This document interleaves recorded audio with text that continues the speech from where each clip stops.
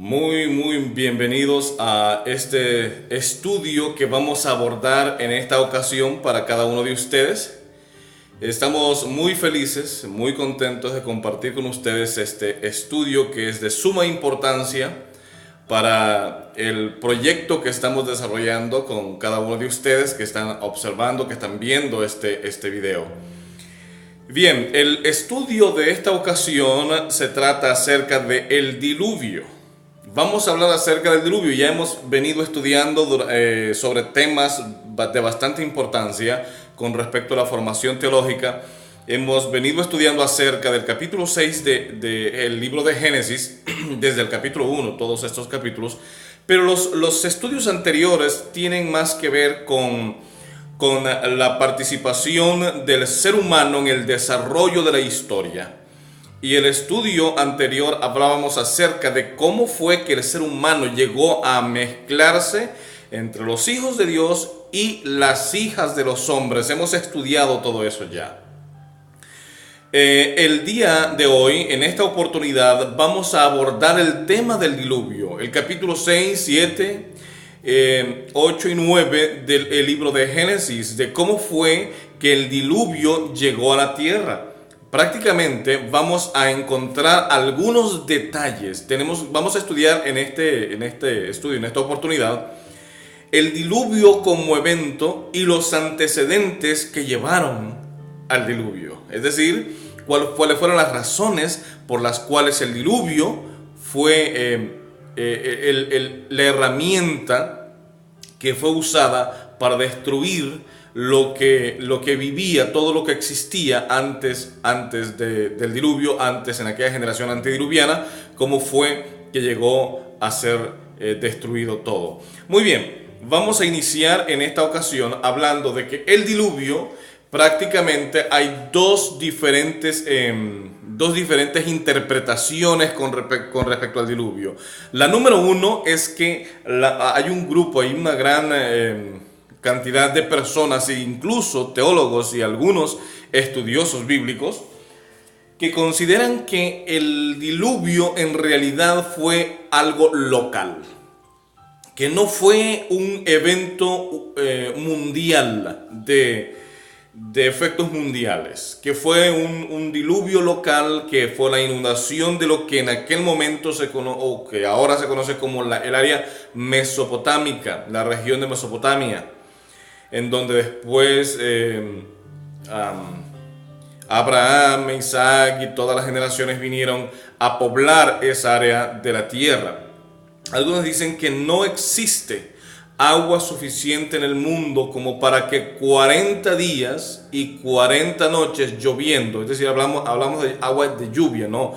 Claro que la tierra tiene mucho más agua que tierra, pero la mayoría de especialistas que apoyan esta interpretación de que el diluvio fue un evento local, toman como argumento la idea de decir esta idea de que no existe ninguna posibilidad científica de que 40 días y 40 noches lloviendo sea suficiente para poder inundar todo el planeta Tierra según lo registra la Biblia, que llegaron a niveles en donde ni un árbol y todas las partes más altas de la tierra quedaron completamente sumergidas en el agua.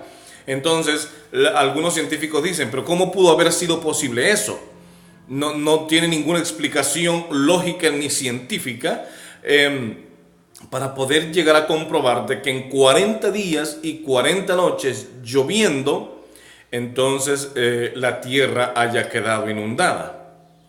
Entonces, es muy posible que el problema vaya un poco más allá y no solamente se trate de un diluvio nada más. Cuando nosotros encontramos en la Biblia, en el libro de Génesis, se nos dice que Dios había colocado aguas arriba de la expansión, es decir, de la atmósfera. Dios había colocado aguas ahí arriba y habían aguas aquí abajo, y dice la Biblia, si leemos el capítulo 6, dice que Dios abrió los abismos de las fuentes internas de la tierra y surgió y brotó agua desde adentro, y también se abrieron las cataratas de los cielos, hablando del agua que había quedado arriba de la atmósfera de la tierra, y también cayeron a la tierra. Entonces no solamente estamos hablando de 40 días de lluvia, nada más, estamos hablando de una serie de acontecimientos. Por lo tanto, pensar que el diluvio fue un evento local y que solamente afectaría a las personas que vivían en la región de Mesopotamia, en realidad está un poco fuera del contexto bíblico y de las condiciones geológicas que gobernaban la tierra, por decirlo así, antes del diluvio. Muy bien, la otra interpretación que se desprende es que el diluvio fue universal, es decir, en todo el mundo. Y esta interpretación pues goza de la mayoría de los cristianos. Creemos que fue universal por muchas razones, por las razones que acabo de mencionar.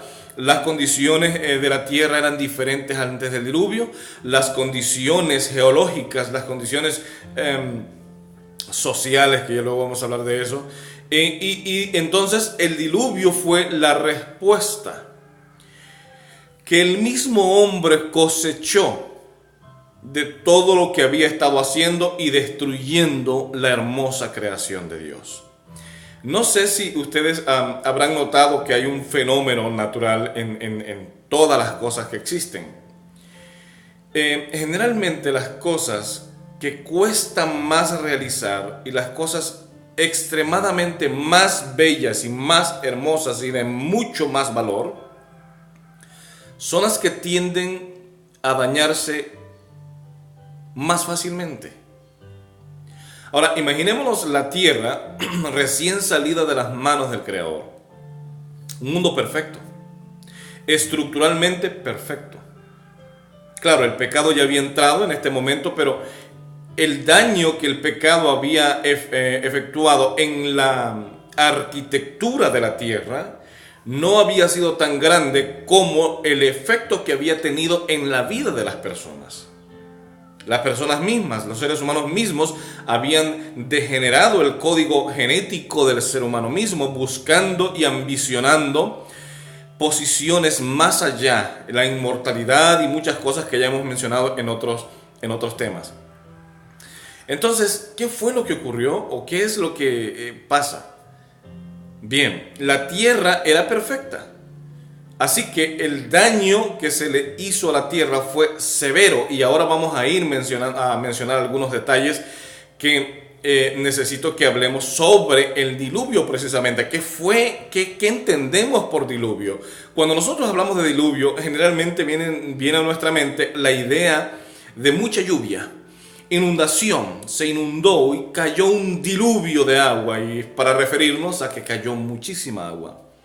Un diluvio de agua inundó una región por allá y lo asumimos de que fue un diluvio. Pero cuando la Biblia habla de diluvio, ¿a qué se está refiriendo exactamente? Vamos a ver lo que nos dice la etimología de la palabra diluvio. La palabra diluvio en el capítulo 6 de Génesis, que es donde se menciona por primera vez, se dice Mabul. Así es como, esa es la palabra en hebreo, Mabul, que significa diluvio. Ahora fíjense algo más. Esta palabra Mabul muy probablemente proviene del asirio Nabalu, que significa destrucción. Es decir, diluvio o Mabul, de la palabra hebrea en el capítulo 6 de Génesis, no solamente significa inundación, como lo hemos llegado a interpretar, sino que al estudiar la raíz de donde viene la palabra Mabul, también significa destrucción.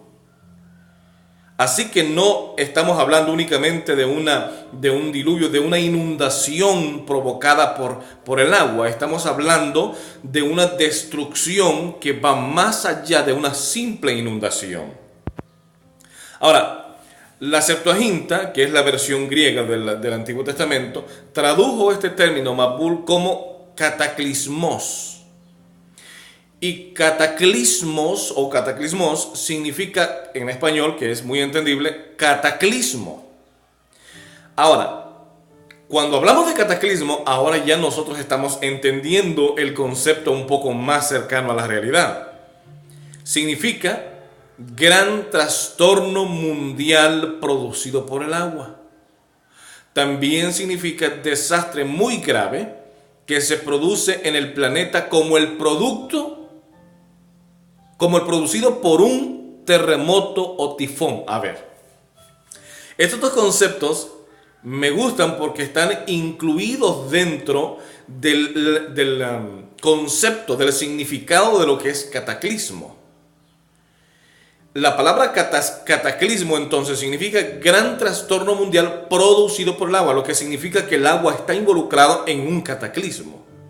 Pero no solamente el agua, no solamente lluvia, no solamente un huracán, sino también que es un desastre muy grave, según estas definiciones del diccionario, que se produce en el planeta, es decir, que este cataclismo es de proporciones mundiales. Y es tan así, tan grave, que es como el producido por un terremoto o un tifón. Lo que claramente nos deja esta idea de que en el Mabul o el diluvio que ocurrió hace muchos años, también parte de ese Mabul debemos entenderlo, de que también pudo haber terremotos, huracanes, vientos huracanados, lluvia y una secuencia de distintos y diferentes sucesos cataclísmicos de proporciones mundiales. Es decir, según la Biblia, según el término diluvio, implica una destrucción a nivel global, a nivel mundial. Y es una destrucción en la que el agua, no solamente el agua, pero el agua está involucrada. Según el capítulo 6 de Génesis, Dios abrió las cataratas del cielo, del agua que estaba arriba, y también las fuentes del abismo. Y toda esa agua surgió. Ahora, ¿cómo fue que abrió las cataratas del abismo? Todos sabemos que las cataratas, es decir, que la tierra solamente se puede abrir a través de un movimiento telúrico, lo que conocemos como sismos o terremotos. Por lo tanto, en el proceso, en el desarrollo del diluvio, también hubo terremotos. Ahora, miren qué tan grande estaba, que en algún momento estudiamos que la tierra no fue hecha así como la vemos ahora, que Europa queda por allá, que América por acá, que Australia por allá. Si nosotros pudiésemos tener un mapa en este momento, podríamos ver que en algún momento, si uniéramos todos los pedacitos de la tierra que hay en todo el mundo, llegaríamos a una sola conclusión, de que la tierra alguna vez estuvo unida en un solo continente. De hecho, la Biblia en la semana de la creación nos enseña que Dios hizo la tierra, no hizo los continentes. Es decir, que Dios hizo un solo continente donde estaba la tierra y aparte estaba el agua. Dios no hizo un desorden como el que vemos ahora. Dios hizo algo ordenado y perfecto. Fue el diluvio, fueron los terremotos, fueron toda una serie de acontecimientos cataclísmicos involucrados en el diluvio que llevaron a la separación de los continentes. Cuando el término dice que se abrieron las fuentes, Dios abrió la fuente de las aguas del abismo, significa que los eventos naturales que ocurrieron posiblemente pudo haber sido terremotos. Claro está, toda la naturaleza fue creada por Dios. Dios tiene el control de los eventos cataclísmicos en la tierra. Cuando la Biblia dice que el diluvio fue el juicio para la generación antediluviana, cuando leemos Hebreos, significa que Dios, a través de esos movimientos naturales cataclísmicos, fue el que llevaba a cabo el desarrollo del juicio para la generación antes del diluvio. De modo que la palabra cataclismos significa un evento o eventos a través del diluvio que llevaron a la destrucción de la generación antediluviana. Ahora bien, ¿qué fue lo que llevó a la destrucción de la especie antediluviana? A veces cuando hablamos del diluvio llegamos a pensar que Dios es un Dios malo, que Dios es un Dios, o de pronto que es un Dios dictador, y en vez de amarlo, lo que hacemos es tenerle miedo y decimos, no, ya la Biblia dice que al final no va a ser a través de agua, sino a través de fuego, y entonces yo le obedezco a Dios porque si no me voy a quemar. No se trata de eso. A veces queremos culpar a Dios por todas las cosas que pasan y queremos pensar que todo lo malo que ocurre es un castigo de Dios, pero no es así. En realidad Dios no castiga a nadie. Las cosas malas que ocurren en la vida es porque el hombre mismo en su rebelión y desobediencia contra Dios ha cosechado esas cosas. Cuando vemos en la Biblia, vemos acá que lo que Dios ha manifestado, el acto más grande que Dios ha manifestado en la historia es enviar a su Hijo para morir por la humanidad. Por lo tanto, no podemos pensar en un Dios que está buscando quién es el culpable para castigarlo. Ahora, el hombre tiene un enemigo común. Ese es el mismo enemigo de Dios, el enemigo del hombre. Es Satanás. Y Satanás es el que incitó a Caín a que matara a su hermano. El mismo que incitó a que los hijos de Dios se unieran a las hijas de los hombres. Y es el mismo que incita a que haya tanta maldad en la tierra. Y la maldad trae como consecuencia destrucción. Por lo tanto, Dios había enviado profetas a la generación antediluviana. Les envió a Enoc al principio con una profecía a través de la vida de Matusalén. Ya lo estudiamos. Pero también les envió a Noé, un gran predicador que durante 120 años estuvo predicándole a la generación antediluviana un mensaje de arrepentimiento y de juicio. Y las personas no se arrepintieron de sus pecados. Dios envió un mensaje de advertencia, un mensaje de arrepentimiento, un mensaje de buenas nuevas de salvación. Hasta envió durante ese tiempo construir un arca a través de Noé. Y la construyeron con el fin de que la raza humana se salvara de la destrucción inminente. El hombre, como siempre, no gusta escuchar a Dios. Y es su propia maldad, es su propia rebelión que conlleva la consecuencia de la destrucción. Y al final entonces queremos culpar a Dios por las cosas que suceden. Lo mismo ocurrió con el diluvio. El diluvio fue la respuesta, fue la consecuencia natural de una generación malvada, rebelde, que hacía todo lo que Dios decía que no debía hacerse. A veces nosotros pensamos en un Dios como un Dios caprichoso. Señor, quiero hacer a un Dios caprichoso que piensa así: hagan lo que yo digo que tienen que hacer porque yo lo digo y punto. No es así.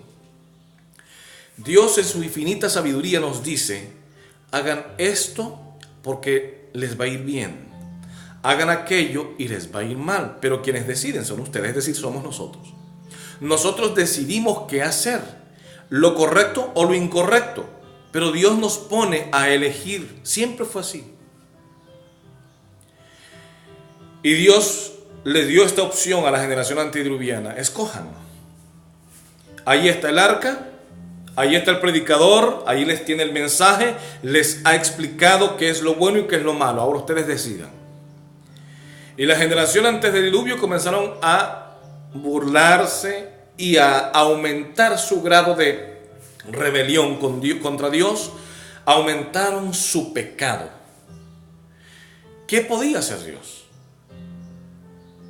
Nada más ver cómo el hombre se estaba destruyendo a sí mismo. Al destruir la creación de Dios, se estaba destruyendo a sí mismo. Es decir, que en un momento también la capa protectora de la tierra se rompió. Las aguas estaban allá, cayeron. Por eso es que la Biblia dice que Dios abrió las cataratas de los cielos y cayó el agua que estaba allá. Y las fuentes de las aguas también. Los científicos han llegado a la conclusión que, científicos obviamente cristianos, dicen que antes del diluvio hubo un fenómeno del calentamiento global de proporciones tan grandes que la tierra tuvo movimientos telúricos, terremotos que nunca antes habían sucedido. Imagínense ustedes, nunca en la historia. Entonces, ¿qué fue lo que pasó? La maldad del hombre. Fíjense lo que nos dice Lucas 17, 26 y 27. Como en los días de Noé, así será en los días del Hijo del Hombre. Comían, bebían, se casaban y se daban en casamiento, hasta el día en que entró Noé en el arca, y vino el diluvio y los destruyó a todos. Luego nos dice Génesis 6:5. Y vio Dios que la maldad de los hombres era mucha en la tierra, y que todo designio de los pensamientos del corazón de ellos era de continuo solamente el mal. Fíjense qué interesante. Nos deja claro el capítulo, nos deja claro este versículo, que la situación de Noé, la situación social en los días de Noé es como que se vuelve a repetir, que en nuestro tiempo la condición está igual que en los días de Noé. Todos estaban haciendo lo que querían. Todos hacían exactamente lo que querían. Imagínense ustedes, ahora las personas dicen, no, yo no tengo Dios, yo no tengo a nadie, no tengo a quien darle cuenta. Me encanta esta frase que dice, se casaban y se daban en casamiento. ¿Alguna vez ustedes se han puesto a pensar qué cosa es casarse? Eso lo entendemos. Pero darse en casamiento, ¿qué cosa es? Fíjense, comían, es decir, comían todo lo que querían, bebían todo lo que ellos querían. Yo imagino que allí habían bebidas alcohólicas y drogas y sabe qué cosas más. Luego dice, oye, comían, lo está diciendo en el sentido de que era una perversión. Comían quién sabe qué. Bebían pervertidamente. Se casaban fuera de los términos de la voluntad de Dios. Y se daban en casamiento. Algunos estudiosos de la Biblia, especialistas, dicen que esta frase, se daban en casamiento, está muy ligada a la homosexualidad y al lesbianismo moderno, en donde darse en casamiento implica hombres con hombres y mujeres con mujeres, lo que dice Romanos 1, 18 al 31. Es decir, que este pecado fue el colmo de la maldad del hombre ante Dios. El problema es que vivimos en una generación en donde vemos esas cosas como normales ya. Es decir, las personas que nacimos allá antes del 2000, no voy a decir cuándo, las personas que nacimos antes del 2000, hay muchas cosas que para nosotros ahora no son normales. Pero las personas, por ejemplo, para mí, yo tuve que aprender computación. Nací en una región donde no habían computadoras. Y claro, tengo ya mis años. Y tuve que aprender computación ya joven. Y entonces, para mí eso no era normal. Era adaptarme a circunstancias sociales distintas, a una época diferente. Pero los que nacieron del año 2000 hacia acá, ya desde pequeñitos están con el smartphone, están con las computadoras, con los PlayStation, Xbox y todas esas cosas que ha venido a revolucionar la tecnología. Y para ellos eso es normal, algo que para nosotros no era normal. Entonces, estamos viviendo en un tiempo en el que ver dos mujeres juntas besándose, pues eso es normal, pero para los que nacimos allá por el 1980, 80 y algo, eso no es normal. Crecimos en una infancia en donde eso era terrible, no se miraba, eso, Dios mío, eso era terrible, una cosa fuera de lo común. Pero para ahora, incluso en las diferentes iglesias, eso es normal. Y no es que el mundo está evolucionando, es que el mundo se está degenerando. Y no es que la iglesia está evolucionando, es que la iglesia se está degenerando. Es que el pecado está entrando a la iglesia de algún modo y estamos nosotros permitiéndolo. Ahora, cuide usted de no caer y no ser partícipe de estas situaciones. Es decir, que en los días de Noé las cosas estaban igual que hoy. O ahora las cosas están igual que en los días de Noé, antes del diluvio. Fíjense lo que dice el capítulo 6 de Génesis y el versículo 5. Y vio Dios, oiga bien, vio Dios que la maldad de los hombres era mucha. ¿Qué cosa? Mucha maldad. Mucha en todo el sentido.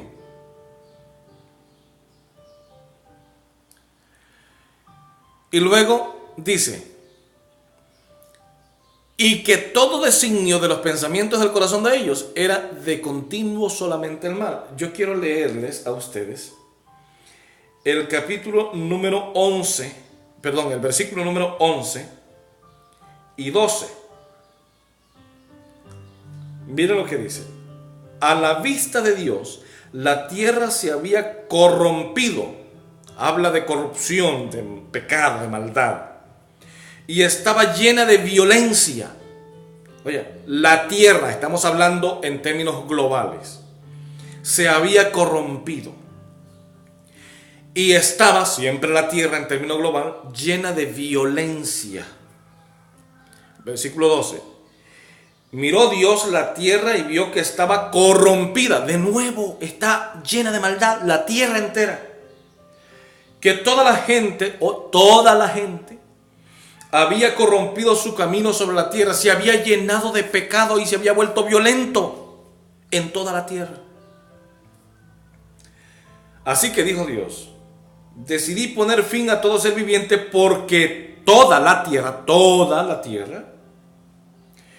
está llena de maldad a causa de ellos. Por eso los destruiré con la tierra. Es decir, que lo que llevó a la destrucción antes del diluvio fue la maldad generalizada.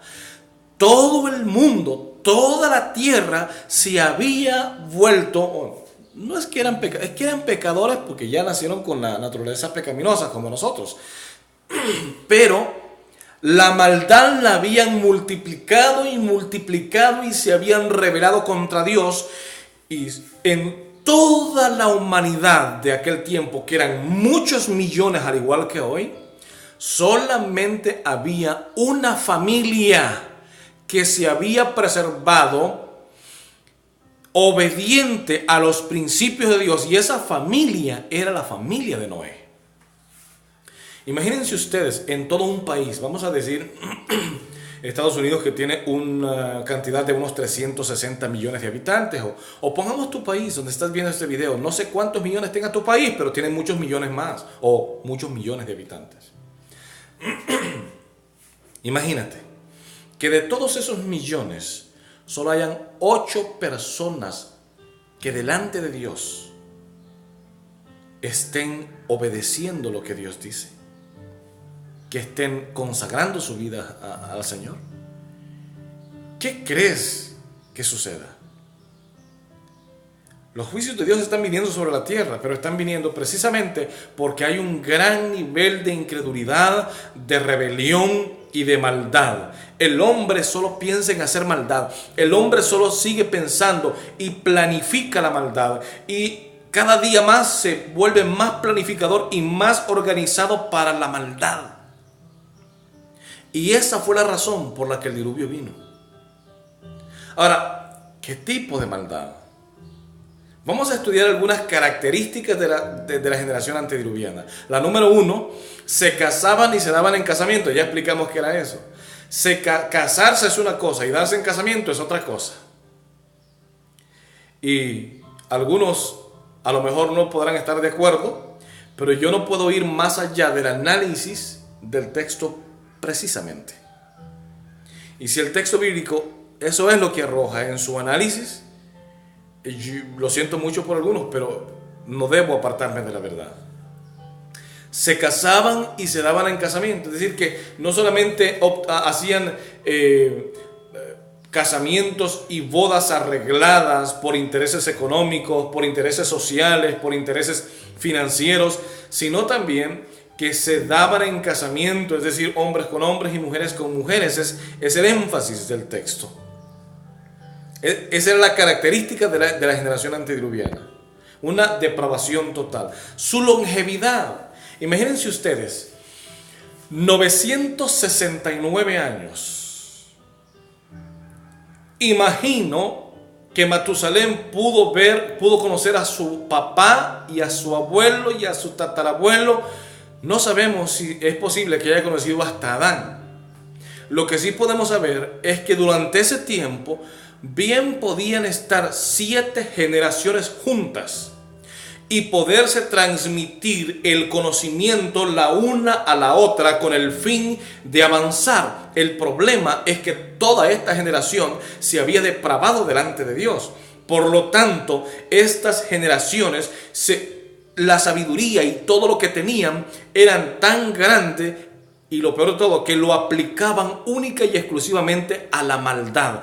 La maldad y la maldad era su mínimo común denominador en todo lo que pensaban y hacían.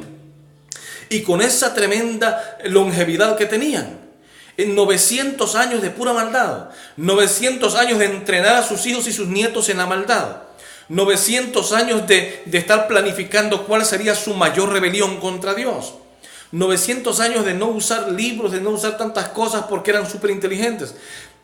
900 años de rebelarse contra Dios, de degenerar el código genético del hombre mismo. 900 años de experimentos con animales, de crear cosas, monstruos que Dios no había creado.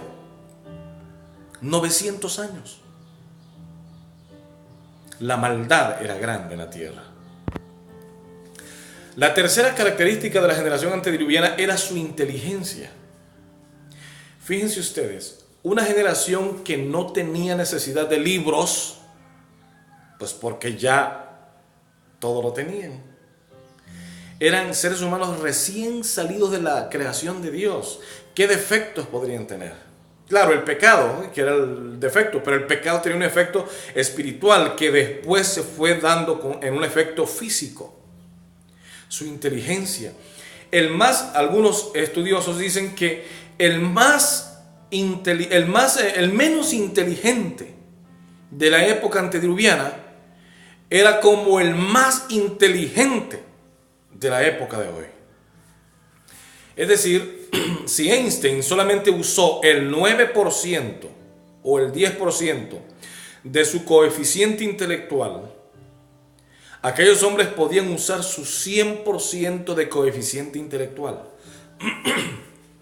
Por eso la Biblia dice que eran gigantes, tal vez no tanto en estatura, sino en su inteligencia y en la maldad que hacían. Por eso eran hombres de renombre, valientes. Esta era una característica interesante. Ahora, ¿qué podrían hacer con tanta inteligencia? Díganme ustedes. ¿Qué podrían hacer con tanta inteligencia? ¿Naves espaciales? Muy seguramente. ¿Aviones? Seguramente. ¿Habría electricidad? Muy seguramente, y diferentes fuentes de electricidad. ¿Autos? A lo mejor cosas mejores. Es decir, con tanta inteligencia y tanta longevidad, ¿qué no podían hacer las personas antes del diluvio? Nosotros hemos desarrollado un concepto equivocado de las personas antes del diluvio. Creemos que eran montañeses y que andaban con taparrabo, una cosa por delante que les tapaba y por atrás también. No es así. Unas personas con el coeficiente intelectual y con la casi perfección que tenían antes del diluvio eran personas que podían hacer cualquier cantidad de experimentos científicos que ahora se están dando. Clonación seguramente lo hacían. Hay algo que yo me he preguntado siempre: ¿por qué hubo un tan radical cambio entre la generación que vivía 900 años y después del diluvio que solo vivían 100 y algo de años? Claro, Dios dice que vivirían nada más 120 años, pero era a la generación el tiempo, como quien dice, de gracia que les estaba dando. 120 de años.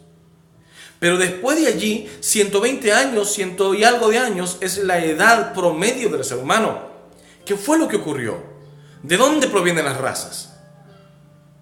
El hombre en su inteligencia antes del diluvio comenzó seguramente a hacer experimentos con el hombre mismo por buscar la raza perfecta e inmortal, y de por ahí viene el enanismo, por ahí vienen las razas, por ahí viene el gigantismo, por ahí vienen muchas cosas, pero por ahí también vienen las enfermedades.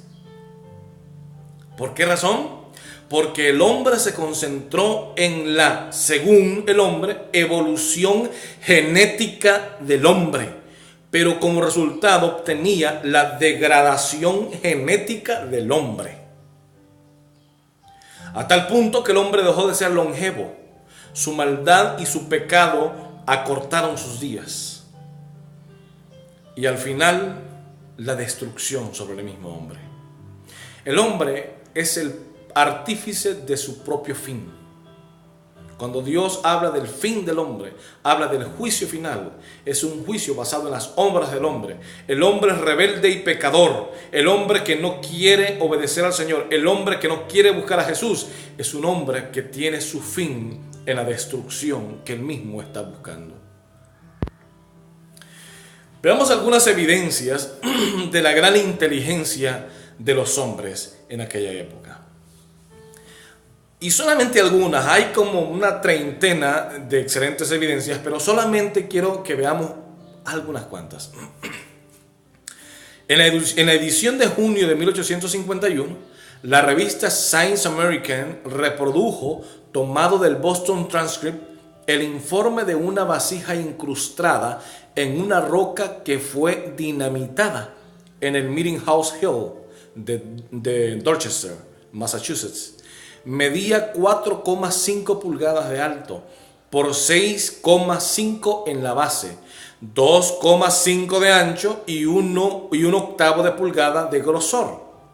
Tenía incrustado, la vasija tenía incrustado, no pegado, incrustado, figuras de flores hechos de plata, una guirnalda de plata, todo labrado preciosamente. O sea, que antes del diluvio habían trabajos de alfarería, de escultura y de muchas de esas cosas que con el tiempo después se lograron realizar. Es decir, que la manipulación de metales ya existía. Por eso es que ya en la genealogía del capítulo 4 de Génesis encontramos que la generación antes del diluvio eran expertos en la manipulación de los metales. Imagínense qué interesante. La evidencia número 2. El 7 de junio de 1991, la señora S.W. Culp de Morrisonville, Illinois, encontró en un carbón, mientras lo echaba en la estufa para cocinar, una cadena de oro de intrincada hechura. Cuando el carbón se quebró, se partió medio a medio con la cadena.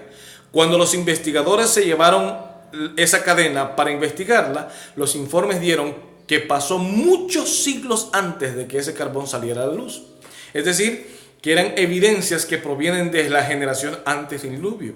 Pero la ciencia naturalista dice que la manipulación de los metales ocurrió no hace mucho tiempo. Pero las evidencias nos dicen que la generación antes del diluvio ya podía realizar este tipo de trabajos. O sea, eran súper inteligentes.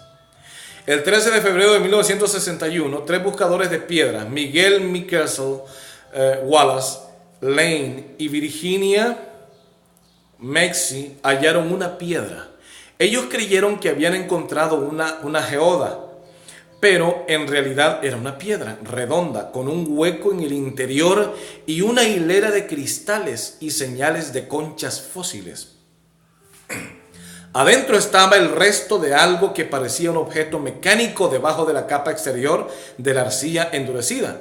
De piedrecillas y de fósiles había una capa hexagonal de una sustancia desconocida, más blanda que el ágata o el jaspe. Esta capa rodeaba un cilindro de 3/4 de pulgada de ancho. hecho de sólida porcelana, y en el centro del cilindro había un eje de metal brillante. Y descubrió que era magnético y no tenía señal de oxidación. Rodeando el cilindro había anillos de cobre y estos tampoco mostraron corrosión. En el otro extremo una espiral de metal parecido a un resorte. Al probarlo se dieron cuenta que era un instrumento eléctrico parecido a una bujía. Este artefacto de coso, como se conoce ahora, es un vestigio certero acerca de la tecnología prediluviana. Es decir, había electricidad, y no solamente electricidad común, convencional, habían diferentes fuentes de electricidad. Inclusive hace poco por decirlo de alguna manera, Nikola Tesla y los otros, su competencia, estaban tratando de descubrir formas para producir electrificación. Y Nikola Tesla, que murió en la pobreza y que fue un hombre que nunca fue reconocido, por decirlo así, había descubierto que habían fuentes inagotables de energía, de electricidad para el hombre, que esta debía ser gratis. Así lo había pensado él. Pero pues la ambición y esas cosas llevaron a que los métodos cambiaran y ahora tenemos electricidad, pero hay que pagar por ella, la electricidad.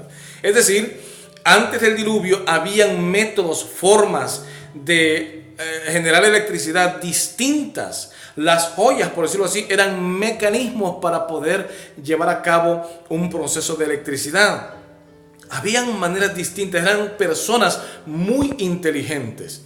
Fíjense la característica número 4, y eso, las evidencias que acabamos de ver eran solamente algunas por mencionar. La característica número 4 nos habla acerca de la maldad. Fíjense que el versículo que leímos al principio nos dice: había maldad, mucha, designio del pensamiento y de continuo. Son las palabras claves que podemos encontrar allí. La maldad estaba en toda la tierra, dice. Luego dice que había mucha maldad, es decir, que se había generalizado. Designio del pensamiento, cada cosa que pensaba el ser humano era para hacer maldad. Y era de continuo, siempre. No había momento en el que el ser humano estuviera pensando algo que no fuera para hacer maldad. Y esas eran las condiciones sociales, lo que produjo la destrucción que Dios envió al mundo. Ahora, un gran cataclismo mundial. Es decir, hubo terremotos, se rompieron las cataratas del cielo, se rompió la tierra por los terremotos y el agua comenzó a surgir. 40 días sin cesar de subir el agua subió, terremotos, lluvia, de todo había en la tierra. ¿Por qué razón? Porque el hombre, con su rebelión, con su pecado, había provocado que Dios no pudiese contener más a la naturaleza, y la naturaleza misma traer destrucción al ser humano, porque Dios había designado el fin de la humanidad. Dios lo había designado porque había mucha maldad en la tierra. El hombre no podía seguir viviendo en tanta maldad. Así que el acto de destrucción de la tierra, al final de cuentas, fue un acto de amor por salvar a los pocos que sí amaban a Dios. Mis queridos, el diluvio universal fue el juicio que Dios envió a la generación antediluviana. Y lo peor de todo es que la Biblia dice que estamos como en los días de Noé, en donde las situaciones sociales son igual. El mensaje de arrepentimiento Dios lo envió hace 2000 años a través de Jesús, sus apóstoles, y ahora tenemos un libro llamado Biblia que nos da un mensaje de arrepentimiento. Pero somos nosotros los que tenemos que tomar una decisión. Las señales que ocurren, por ejemplo, estas son las imágenes desde la Estación Espacial Internacional del huracán Katrina en el año 2005. Estas evidencias nos muestran que el mundo ya no puede más con tanta maldad. El hombre está destruyéndose a sí mismo. Jesús ya está por venir por segunda vez a la tierra. Y Él viene a llevar a sus hijos. El mensaje de salvación, ahí lo tienes. San Juan 3:16 nos dice que el que crea, el que creyere en Jesús, será salvo. Dice, porque de tal manera amó Dios al mundo, que envió a su Hijo unigénito, para que todo aquel que en Él crea no se pierda, mas tenga vida eterna. Es decir, todo aquel que crea en Jesús. Creer en Jesús significa hacer la voluntad de Jesús. Entregarnos a Jesús implica, Señor, ¿qué quieres que yo haga? Fíjense algo. Algunos dicen, pero es que buscar a Jesús, hacer la voluntad de Jesús es muy difícil. Mira, no es tan difícil, es muy fácil. Voy a ponerte un ejemplo. Si tú eres casado o casada, sabrás que lo que voy a decir es verdad. Imagínate el momento cuando tú tenías novio o novia, en este caso, no sé si son hombre o mujer que está viendo, no importa. Cuando tú tenías novio o novia, ese novio y esa novia se acercaba a ti, sentían mucho amor. Tanto amor que un día tu novio te propuso matrimonio. Y era tanto el amor que tú, mi hermana, terminaste cocinándole, lavándole la ropa, planchándole su ropa. Claro está que de pronto también él te ayuda. ¿Pero por qué? Por amor. Cuando nosotros nos enamoramos de Jesús y nos entregamos a Jesús y vemos y tomamos conciencia de lo que Jesús hizo por nosotros, entonces nosotros nos preguntamos, Señor, ¿qué es lo que tú quieres que yo haga? Y entonces obedecerle a Jesús resulta fácilmente. No me voy a ir a acostar con aquella mujer que vaya. ¿Por qué razón? Porque yo amo a Jesús y me duele en mi corazón fallarle a mi Jesús.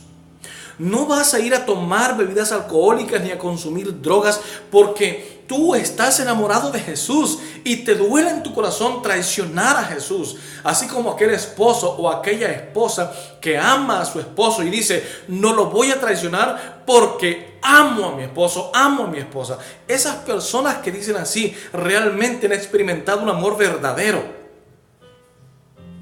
Y estamos en un momento en el que si amamos a Jesús, vamos a serle fiel a Jesús y vamos a seguir adelante haciendo la voluntad de Jesús.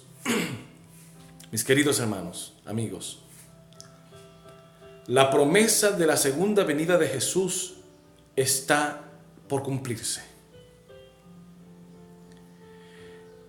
Y la venida de Jesús cerrará la esperanza para todo mundo. Y solamente aquellos que estén listos para vivir con Jesús podrán obtener el galardón, el premio final. Sin embargo, la decisión descansa en ti. Eres tú quien tiene que decidir vivir para siempre o morir para siempre. ¿Cuál es tu respuesta a Dios? La salvación es un regalo que Dios te está dando. Es una cajita con un regalo. Es una cajita con un regalo. ¿Qué tú vas a hacer con ese regalo? ¿Lo vas a rechazar? ¿O lo vas a tomar, lo vas a abrazar y vas a vivir con Él para Jesús? Al final de este curso que estamos teniendo en este momento, al final de este curso, porque luego sigue el siguiente curso del diplomado, al final de este curso te quiero decir algo. La generación antediluviana fue destruida porque ellos consiguieron como consecuencia destrucción. Hoy Dios te quiere dar bendición, te quiere dar salvación. Tu actitud no debe ser de rebelión, debe ser de gratitud y de aceptación a Jesús. No sabemos qué va a ocurrir más adelante. Lo que sí te puedo decir es que yo quiero estar con Jesús. Y allí yo quiero verte a ti. Posiblemente tú no me conoces, nunca nos hemos visto. Pero yo quiero un día verte a ti en el cielo. Abrazarte. A lo mejor este video te sirva para poder buscar a Jesús de verdad. Pídele perdón a Jesús, pidámosle perdón a Jesús por nuestros pecados. Y digámosle a Jesús que queremos hacer su voluntad cada día. Acércate a Él. Confía en Jesús. Aun cuando la situación parezca adversa, confía en Él y entrégate a Él. Y bien, cuando Él venga, nos dará la recompensa. Dios te bendiga mucho. Dios bendiga tu familia. Dios bendiga tu vida. Dios bendiga tus planes. Y que el Señor sea el que dirija cada paso en tu vida. Dios te bendiga.